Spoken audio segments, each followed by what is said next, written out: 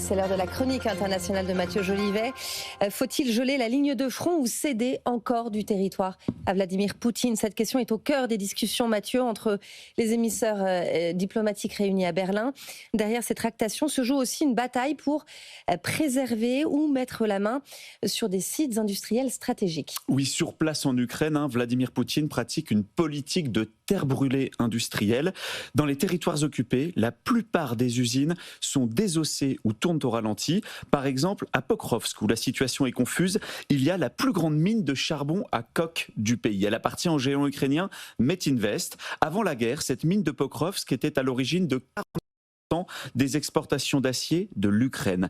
Le charbon à coke, ce n'est pas du charbon ordinaire. C'est l'ingrédient indispensable pour produire de l'acier. Sans coke, pas d'acier, donc pas de rails, pas de blindés, pas de pont à reconstruire. Or, depuis janvier dernier, cette mine, elle est à l'arrêt complet. Pour Vladimir Poutine, mettre la main sur Pokrovsk, c'est aussi couper l'oxygène de la sidérurgie ukrainienne. Et un autre ancien fleuron ukrainien est aujourd'hui à l'abandon. Il s'agit du chimiste Styrol. Oui, Styrol est au cœur du Donbass occupé.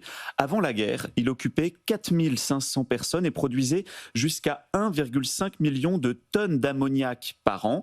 L'ammoniac sert à faire des engrais. Les engrais servent à irriguer les grandes plaines agricoles qui ont donné à l'Ukraine le surnom de grenier de l'Europe. Là encore, depuis 2014, la production s'est stoppée net. Un coup dur dans un pays où l'agriculture pesait environ 10% du PIB avant la guerre. Idem pour l'aciériste Yenakiev.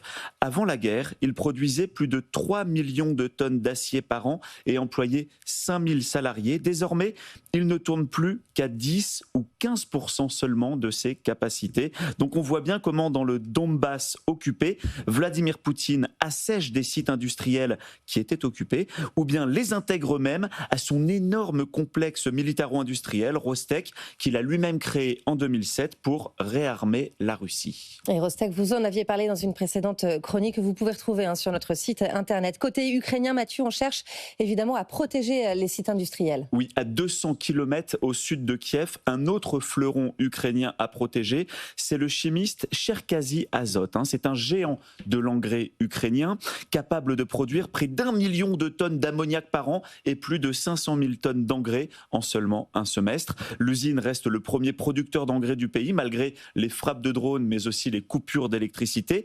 Autre exemple, à seulement 70 km de Pokrovsk, la ville-usine NKMZ à Kramatorsk. Elle est dotée d'environ 500 machines-outils. Elle sert de base arrière à l'armée ukrainienne pour réparer son matériel militaire. C'est un site très stratégique. Il est clé pour la souveraineté ukrainienne. Voilà donc ce qui se joue aussi derrière toutes ces tractations pour un tracé territorial.